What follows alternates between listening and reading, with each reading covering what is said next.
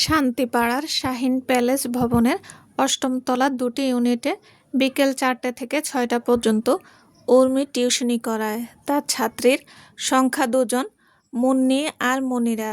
ওরা যমজ বোন, দুজনেই অষ্টম শ্রেণীতে পড়ে। সপ্তাহে ৫ দিন ২ ঘন্টা করে পড়িয়ে মাসে ৮,৫০০ টাকা সম্মানী পায় উর্মি। যাতায়াত আর পারিশ্রমিক সব দিক থেকে এই টিউশনিটা বেশ সুবিধাজনক। তবে এত সব সুবিধার ভিড়ে ইদানিং একটা বড় রকমের অসুবিধা চোখে পড়েছে উর্মির, আর সেই কারণেই ও মরিয়া হয়ে নতুন টিউশনির খোঁজ করছে। সামনের মাস থেকে শুরু হবে উর্মির চতুর্থ বর্ষের ক্লাস। হাতে আছে আর মাত্র ১টি বছর। এর মধ্যে চাকরির প্রস্তুতিও অন্তত ৮০% শেষ করার লক্ষ্য স্থির করেছে ও। পড়াশোনার চাপে একসাথে ২-৩টে টিউশনি চালিয়ে যাওয়া সময় সাপেক্ষ। তাই ভেবেছিল এই একটি টিউশনি শেষ পর্যন্ত করাবে, কিন্তু পরিস্থিতির চাপে মনে হচ্ছে তা আর সম্ভব হবে না। এই মাসে বাকি ১৩ দিন পড়ানোর পরেই হয়তো এটি ইস্তফা দেতে হবে তাকে। উপযুক্ত বিকল্প না পেলেও অস্বস্তিকর এই পরিবেশ থেকে নিজেকে সরিয়ে নেওয়ার সিদ্ধান্ত ইতিমধ্যে নিয়ে ফেলেছে ও। মুন্নি আর মুনিয়াকে আজকের মতো পড়ানো শেষ করে উর্মি অত্যন্ত সতর্ক দৃষ্টিতে আশপাশে নজর বুলিয়ে নিচে নেমে এলো। প্রকৃতিকে শীতের হালকা আমেজ শুরু হলেও ৮ তলা থেকে সিঁড়ি বেয়ে নামার পরিশ্রমে ওর কপালে জমেছে ঘামের সূক্ষ্ম বিন্দু। এই বাড়িতে লিফটের সুব্যবস্থা থাকলেও উর্মি গত কিছুদিন ধরে লিফটে না উঠে সিঁড়ির ব্যবহার করছে। ব্যাগ থেকে টিস্যু বের করে কপালের ঘামটুকু মুছে নিয়ে উর্মি একটা রিকশায় উঠে বসলো। কাল ওদের পড়ানো শেষ করে একবার বাড়ি থেকে ঘুরে আসার পরিকল্পনা করেছে ও। অনেক দিন হলো বাড়ি যাওয়া হয় না। শুক্র আর শনিবার এই দুদিন যেহেতু পড়ানোর ছুটি আছে, তাই এ সুযোগ একবার ঢু মেরে আসা যাবে বাড়ি থেকে।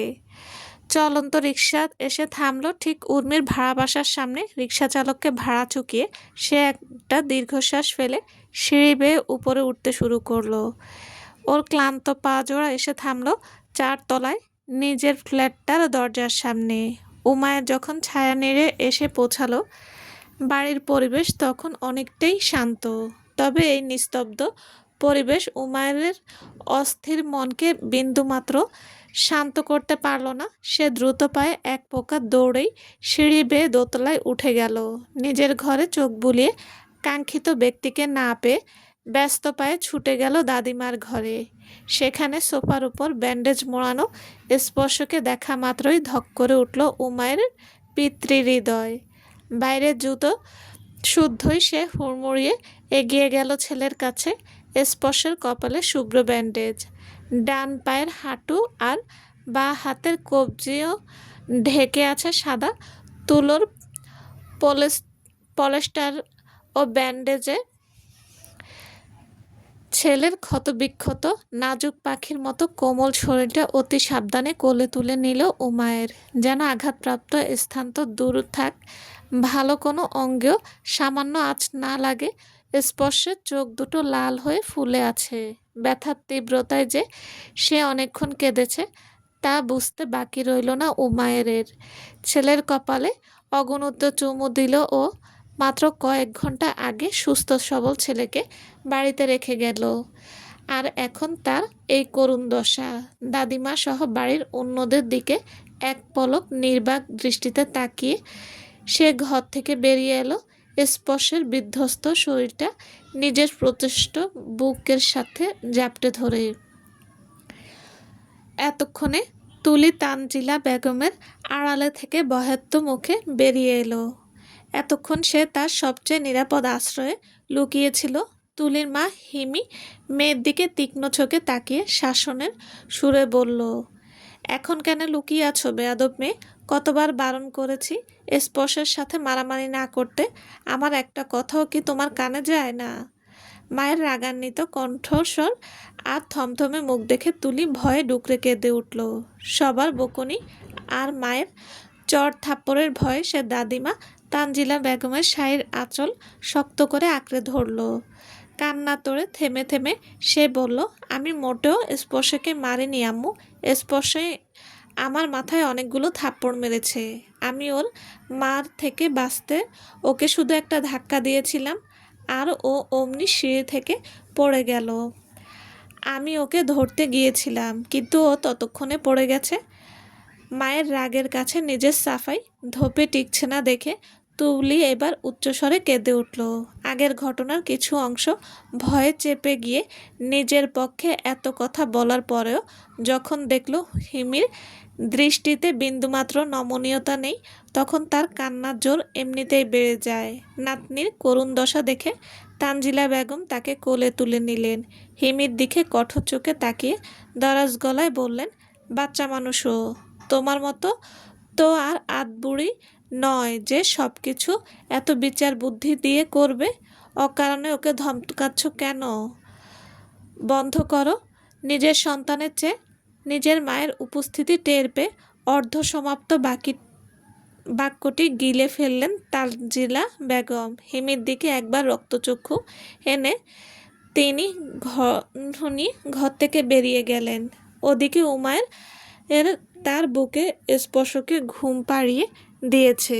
যন্ত্রণার রেশ কাটেনি বলে ঘুমের ঘোরে মাঝে মাঝে কেঁপে উঠছে স্পর্শের নাজুক শরীর। ঘুমন্ত ছেলেকে বিছানায় শুইয়ে দেওয়ার সাহস পেল না উমায়ের। সে নির্জীব জড় বস্তুর ন্যায় স্পর্শকে কোলে নিয়েই বসে রইল ঘন্টার পর ঘন্টা। এই অস্তব্ধতা হয়তো ততক্ষণ পর্যন্ত বজায় থাকবে যতক্ষণ না স্পর্শের ঘুম ভাঙে। জমেলা জেল গেটের সামনে ঠায় দাঁড়িয়ে আছে। আজ দীর্ঘ 11 মাস পর রনি মুক্তি পাওয়ার কথা। ঠিক 11 মাস আগেই ওরা দুজনে পুলিশের হাতে ধরা পড়েছিল। রনির অফিসের টাকা আত্মসাৎকার করার অভিযোগে কোম্পানির পক্ষ থেকে মামলা করা হয় রনির বিরুদ্ধে। কিছুদিন পালিয়ে বেড়ালেও শেষ রক্ষা হয়নি। শেষমেশ আইনের জালে বন্দি হতে হয়েছিল। দায় মেটাতে রনি নিজের স্থাবর অস্থাবর সব সম্পত্তি বিক্রি করে দিতে বাধ্য হয়। তবুও শেষ রক্ষা হয়নি। লাখ 2 টাকা পরিশোধ করতে ব্যর্থ হওয়ায় ওকে 6 মাসের কারাদণ্ড ভোগ করতে হয়। জমেলা প্রায় ঘণ্টাখানেক ধরে রুদ্ধশ্বাসে এখানে অপেক্ষা করছে। আরও মিনিট 30 পর অবশেষে কারাফটকে রনিকে দেখা মিলল। সেই দাপুটে রনি আর নেই। রুগ্ন মৃতপ্রায় এক শরীর নিয়ে ধীরলয়ে হাজত থেকে বেরিয়ে এলো সে। কারাগার থেকে বেরিয়ে আসার পর জমেলার মুখটা দেখা মাত্রই রনির ভেতরটা অজানা আক্রোশে বিষিয়ে উঠল। শরীরের মোহে অন্ধ হয়ে তখন যদি এই কাজের মেয়ের সুযোগ না নিত, তবে আজ রনির জীবনটা অন্যরকম হতো।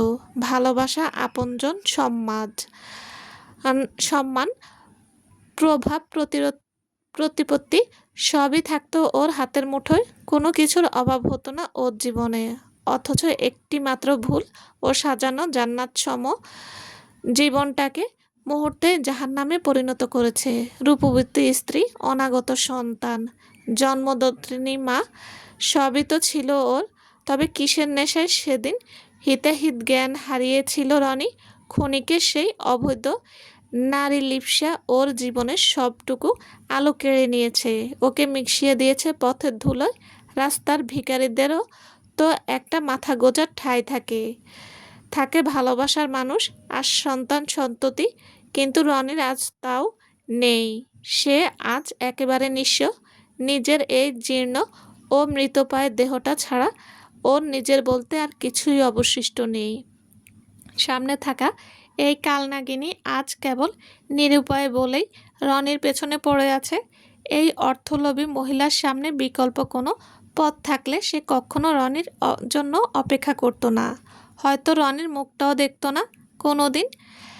রনি ধীর পায়ে এগিয়ে এলো। জমেলার একেবারে পাশ কাটিয়ে চলে গেল, তবে মুখে একটি শব্দও উচ্চারণ করল না। এই মুহূর্তে এই কালনাগিনীর সাথে কথা বলা মানেই মেজাজ বিগড়ে যাওয়া। তাই সে সর্বোচ্চ চেষ্টা করেছে নিজের তীব্র ক্রোধ সংবরণ করে সেই বস্তির ঝুপড়ি ঘরে ফিরে যেতে।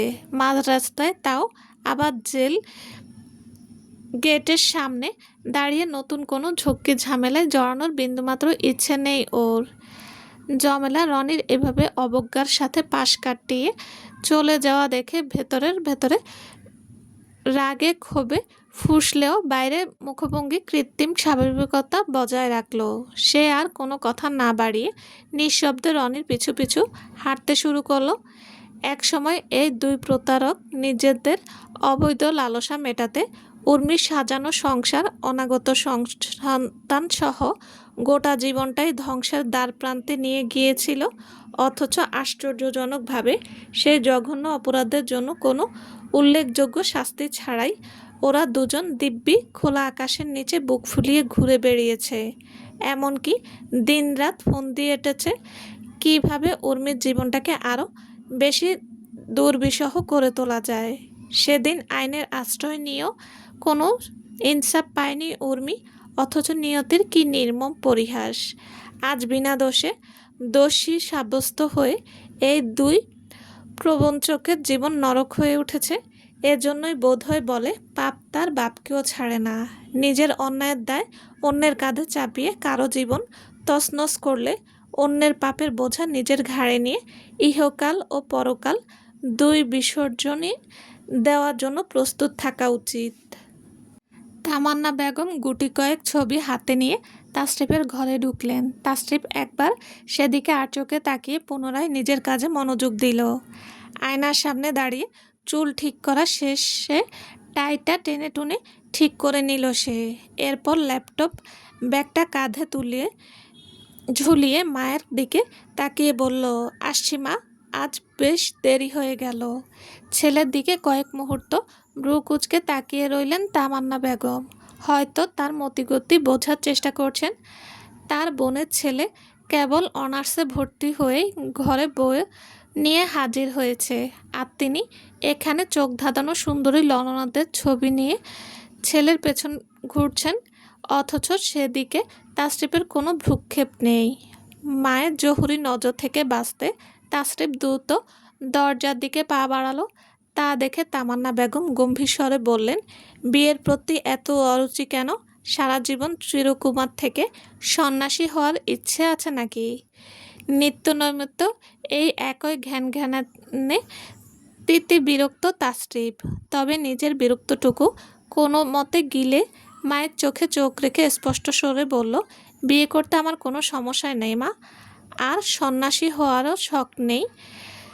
বিয়ে আমি করব, ঠিকই করব, তবে আমার সময় লাগবে। আর তোমার সেই সঠিক সময় কবে আসবে? আমার মরার পরে? এ যাত্রায় নিজের বিরক্তি আড়াল করতে ব্যর্থ হয়ে তাসরিফ বিরক্তসূচক বর্গীয় শব্দ করে উঠল। তারপরও নিজেকে যথেষ্ট সংযত রেখে বলল, আগের যুগের মায়েদের মতো এভাবে ইমোশনাল ব্ল্যাকমেল করো না তো মা। তোমার মতো শিক্ষিত স্বাবলম্বী নারীর মুখে এ সমস্ত সেকেলে কথাবার্তা একদম মানায় না। আমার মুখে কোন কথা মানায় আর কোনটা মানায় না সেটা আমি ভালো বুঝি। তুমি শুধু বলো, ঠিক কতদিন, মাস বা বছর সময় চাই তোমার? তাসরিফ মায়ের কথাগুলো শুনে কয়েক মুহূর্ত চুপ থাকলো। তারপর শীতল কণ্ঠে জবাব দিল, আমার আরও 2 থেকে 3 বছর সময় প্রয়োজন। তোমার বয়স যে দিন দিন বাড়ছে, কমছে না, সেটা অন্তত ভুলে যেও না। আর সময়টা একদম স্পষ্ট করে বলো, 2 বছর নাকি 3 বছর? তাসরিফ এ যাত্রায় হাল ছেড়ে দেওয়ার ভঙ্গিতে বলল, ঠিক আছে, 3 বছরই সই। মাকে এখন মানাতে পারলে আপাতত 3 বছর অন্তত নিশ্চিন্তে থাকতে পারবে তাসরিফ। এই 3 বছরের মধ্যে যদি উর্মির মত বদলানো যায় তবে তো আলহামদুলিল্লাহ, আর তা সম্ভব না হলে তখনকারটা 3 বছর পরেই ভাবা যাবে। আপাতত মায়ের এই নিত্যদিনের বিয়ে সংক্রান্ত ঘ্যান জ্ঞান থেকে তো মুক্তি মিলবে। ছেলের কথা শুনে তামান্না বেগম এর চোয়াল শক্ত হয়ে এলো। তবুও তিনি শান্ত স্বরে বললেন, 3 বছর। আচ্ছা ঠিক আছে, তবে এই সময়সীমার কথা যেন মাথায় থাকে। এই 3 বছরের মধ্যে তুমি নিজের পছন্দ মতো বিয়ে করলে ভালো, অন্যথায় আমি যা বলবো তাই হবে। তাসরিফ সম্মতিসূচক মাথা নেড়ে সংক্ষেপে উত্তর দিল, আচ্ছা। তামান্না বেগম পুনরায় ছেলের মুখছবিতে জহুরি নজরে কিছু একটা পরখ করে নিলেন। তারপর বললেন, তুমিই বলেছিলে তোমার কোনো পছন্দের নেই, তাই আমি রিমির সাথে তোমার বিয়ে ঠিক করেছি। তবে আমি তোমার ওপর কিছু জোর করে চাপিয়ে দেইনি, বরং তোমাকে সুযোগ দিয়েছি, যার প্রমাণ আমার হাতের এই ছবিগুলো। যেহেতু এদের কাউকে তোমার সামান্য আগ্রহ তোমার নেই, তাই রিমির সাথেই তোমার বিয়ে পাকা। এই 3 বছরে তোমরা চাইলে নিজেদের মধ্যে বোঝাপড়াটা তৈরি করে নিতে পারো। আমি এই মাসেই রিমিকে আংটি পরিয়ে আসব। আশা করি এতে তোমার আপত্তি নেই। মা হিসেবে এতগুলো বছর তোমার পেছনে হাড় ভাঙা খাটার পর এইটুকু আবদার করা নিশ্চয়ই তোমার কাছে বেশি ভারী পড়বে না। তাসরিফ মায়ের প্রতিটি কথা পূর্ণ মনোযোগ দিয়ে শুনল, তবে মুখে কোনো প্রত্যুত্তর করল না। উর্মিকে রাজি করানোর আগ পর্যন্ত সে মায়ের সাথে কোনো প্রকার মনোমালিন্যতে জড়াতে চায় না। আর রইল খালাতো বোন রিমির কথা। রিমি গত 2 মাস ধরে তাসরিফের বন্ধু সৈকতের সাথে রিলেশনে আছে, তাই রিমিকে নিয়ে আপাতত দুশ্চিন্তার কোনো কারণ দেখছে না সে। তাসরিফ আর কথা না বাড়িয়ে ল্যাপটপের ব্যাগটা হাতে নিয়ে ঘর থেকে বেরিয়ে গেল। আজ বৃহস্পতিবার। উর্মি যথারীতি শাহিন প্যালেসের 8 তলার বি ইউনিটের দরজার সামনে এসে কলিং বেল বাজালো। অন্যান্য দিন মুন্নি বা মুন্নিয়া দরজা খুললেও আজ খুলে দিলেন এ বাড়ির গৃহকর্মী রহিমা চাচি। উর্মি এতে খুব একটা বিচলিত হলো না, কারণ এর আগেও 2-1 বার তিনি দরজা খুলে দিয়েছেন। তবে আজ বাড়িটা কেমন জানি একটু বেশি শান্ত লাগছে। মহিমা আপু কি নামাজ পড়ছেন? হাতে থাকা ঘড়ির দিকে তাকিয়ে দেখলো 4টা বেজে 2 মিনিট। আসরের আজান হয়েছে কিছুক্ষণ আগে। মহিমা আপু হয়তো জায়নামাজে আছেন। উর্মি রহিমা চাচিকে সালাম দিয়ে সোজা মুনিয়ারদের পড়ার ঘরে গিয়ে বসলো। রহিমা চাচি পিছু পিছু ঘরে এসে বললেন, আপনার ছাত্রীরা উপরতলায় গেছে গা, আপনি বহেন, আমি ওগরে ডাইক্কা নিয়ে আসি। উর্মি ওদের স্টাডি টেবিলে বসে অপেক্ষা করতে করতেই মোহনার সাথে টেক্সট করছিল। আকস্মিক খটাস করে দরজা বন্ধের শব্দ হতেই চমকে উঠল সে। ফোনের স্ক্রিন থেকে দৃষ্টি সরিয়ে দরজার দিকে তাকাতেই বুকটা ধক করে উঠল। বন্ধ দরজার সামনে ঠোঁটের কোণে শয়তানি হাসি আর লোলুপ দৃষ্টি নিয়ে দাঁড়িয়ে থাকা মানুষটাকে উর্মির কাছে সাক্ষাৎ এক হায়না মনে হলো, যে কিনা এতক্ষণ শিকার ধরবে বলে ওত পেতেছিল।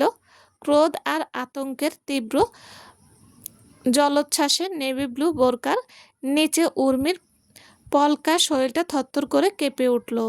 দৃষ্টি সামনে দণ্ডায়মান ওই দানবটার উপর স্থির রেখেই ফোনের স্ক্রিনে ওর আঙ্গুল চলল কয়েক সেকেন্ড। নিজেকে যথাসম্ভব শক্ত করে উর্মি বলে উঠল, আপনি এই ঘরে কেন? কোন সাহসে দরজা বন্ধ করলেন? এখনই বেরিয়ে যান এখান থেকে। বিন্দু মাত্র ঝামেলা করার চেষ্টা করলে ফল ভালো হবে না। সসম্মানে বিদায় হন, নইলে আমি চিৎকার করে লোক জড়ো করতে 1 সেকেন্ডও ভাবব না। তখন আপনার কি দশা হবে তা নিশ্চয়ই আন্দাজ করতে পারছেন।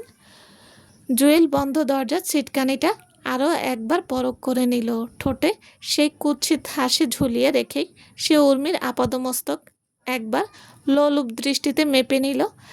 এই কয়েক মুহূর্তের ব্যবধানে উর্মি ফোনের স্ক্রিন না দেখে টাইপ করা মেসেজটা দ্রুত একবার চোখ বুলিয়ে সেন্ড করে মোহনাকে কল দিল মেসেঞ্জারে। জুয়েল এবার ব্যঙ্গাত্মক সুরে বলল, যত ইচ্ছে চিৎকার করতে পারো উর্মি রানী, আজ তোমার আর্তনাদ শোনার মতো কেউ নেই এই ফ্ল্যাটে। সন্ধ্যা গড়িয়ে রাত হলেই তবেই ফিরবে ওরা। ততক্ষণে আমার কাজ শেষ করে আমি তোমাকে ছেড়ে দেব। অবশ্য তুমি চাইলে সময়সীমা বাড়াতে আমার কোনো আপত্তি নেই। জুয়েলের শয়তানি হাসি মার্কা মুখটা উর্মির কাছে এখন সাক্ষাৎ নরখাদক পশুর মতো বিভৎস ঠেকছে। ওর হাত পা থরথরিয়ে কাঁপছে। কিছুক্ষণ আগে সেই তেজ আর জেদ এখন তীব্র আতঙ্কে রূপ নিয়েছে। গলা শুকিয়ে কাঠ, বুকের ভেতর তৃষ্ণায় ফেটে যাচ্ছে। খানিকটা ঝিমঝিম করছে ওর অবশ হয়ে আসা মস্তিষ্ক। কেবল নিরুত্তর দোয়া ইউনুস চুপছে। হঠাৎ জুয়েলকে নিজের দিকে ধেয়ে আসতে দেখে ভয়ে কয়েক কদম পিছিয়ে গেল উর্মি। পেছনে চেয়ারে সজোরে ধাক্কা লেগে হাতের ফোনটা ছিটকে পড়ল মেঝেতে। তবে শেষ মুহূর্তে সহজাত প্রবৃত্তিতেই ভয়কে জয় করার চেষ্টা করল সে। টেবিলের ওপর থাকা ভারী পোড়ামাটির ফুলদানি কাপা হাতে তুলে সর্বশক্তিতে ছুঁড়ে মারল জুয়েলের দিকে। জুয়েল ক্ষিপ্ততায় সরে যাওয়ার ফুলদানিটা সামনের দেওয়ালে সশব্দে আছড়ে পড়ে চুরমার হয়ে গেল। মাটির ভাঙা টুকরোগুলো ছড়িয়ে ছিটিয়ে গেল সারা মেঝেতে। উর্মির এই আকস্মিক পাল্টা আক্রমণে কিছুটা হচকচিয়ে গেল জুয়েল। সামান্য এদিক ওদিক হলে এতক্ষণে নির্ঘাত ওর মাথা ফেটে চৌচির হয়ে যেত। আমার দিকে আর এক পা এগুলে জানে মেরে ফেলবো তোকে শুয়োর। নিজের ভালো চাস তো এখনই আমার সামনে থেকে দূর হ। সর্বশক্তি সঞ্চয় করে চিৎকার করে বলল উঠল উর্মি। জুয়েল এবার হিতাহিত জ্ঞান হারিয়ে হিংস্র পশুর মতো নির্দয় চোখে তাকালো। কোনো কিছু বোঝার সুযোগ না দিয়েই কর্নার র্যাকের ওপর থাকা ভারী ক্রিস্টালার ফুলদানিটা তুলে নিয়ে সজোরে আঘাত করে বসল উর্মির মাথা বরাবর। আকস্মিক এমন নৃশংস আঘাতে উর্মি ধরাশায়ী হয়ে লুটিয়ে পড়ল মেঝের উপর ছড়িয়ে থাকা পোড়ামাটির ফুলদানির তীক্ষ্ণ খণ্ডাংশগুলোর ওপর। মাথাটা ভীষণভাবে ঝিমঝিম করছে ওর। কপাল বেয়ে গড়িয়ে পড়া রক্তের উষ্ণ সরু স্রোত হিজাব আর চুল ভিজিয়ে দিচ্ছে। ব্যথার তীব্র কোপে চোখ জোড়া বুজে আসার আগে উর্মি দেখল এক হিংস্র হায়না ক্ষুধার্ত পশুর ন্যায় এগিয়ে আসছে ওর অর্ধমৃত শরীরের দিকে। কয়েক মুহূর্তের ব্যবধানে চোখ দুটো বুজে গেলেও নিজের শরীরে সরীসৃপ জন্তুর মতো একজোড়া হাতের নোংরা স্পর্শ অনুভব করতে পারছে উর্মি। আকুল হয়ে সে আল্লাহকে ডাকছে। ওর জীবনে এমনিতেই দোষ ত্রুটি কলঙ্কর অভাব নেই। দীর্ঘ 1.5 বছর লড়াই করে নিজেকে সামলিয়ে মাত্রই মাথা উঁচু করে দাঁড়াতে শুরু করেছে ও। কিন্তু আজ যদি নিজের সতীত্ব হারিয়ে আবারও কলঙ্কিত হতে হয় তবে হয়তো আর বেঁচে থাকা সম্ভব হবে না ওর পক্ষে। উর্মির ঠোঁটজোড়া নিজের দাঁত পাটির মাঝে পিষ্ট হয়ে রক্তাক্ত হলেও ও একমনে পড়ে যাচ্ছে হাসবিউল্লাহু লা ইলাহা ইল্লাহুয়া আলাইহি তাওয়াক্কালতু ওয়া হুয়া রব্বুল আরশিল আজিম। শারীরিক ও মানসিক আঘাতে জর্জরিত মরণাপন্ন উর্মি অনুভব করল ওর শরীর আবৃত বোরকাটা দুটো দানবীয় হাত হ্যাঁচকা টানে ছিঁড়ে ফেলছে। রক্তমাখা হিজাবটা পিনসহ ওর শরীর থেকে ক্রমশ আলাদা হয়ে যাচ্ছে, যা শারীরিকভাবে ক্ষতবিক্ষত উর্মিকে মানসিকভাবে আরও ছিন্নভিন্ন করে দিচ্ছে। এই পৈশাচিক হায়নার থাবায় পড়ছে ওর পুরো শরীর জুড়ে। চলবে। আসসালামু আলাইকুম। গল্পটি কেমন লেগেছে প্লিজ জানাবেন। আর হ্যাঁ, অবশ্যই লাইক কমেন্ট করে আর শেয়ার করবেন। আর যারা এখনও আমার চ্যানেলটি সাবস্ক্রাইব করেননি তাদের বলছি প্লিজ চ্যানেলটি সাবস্ক্রাইব করে পাশে থাকবেন। সবাই ভালো থাকবেন। আল্লাহ হাফেজ।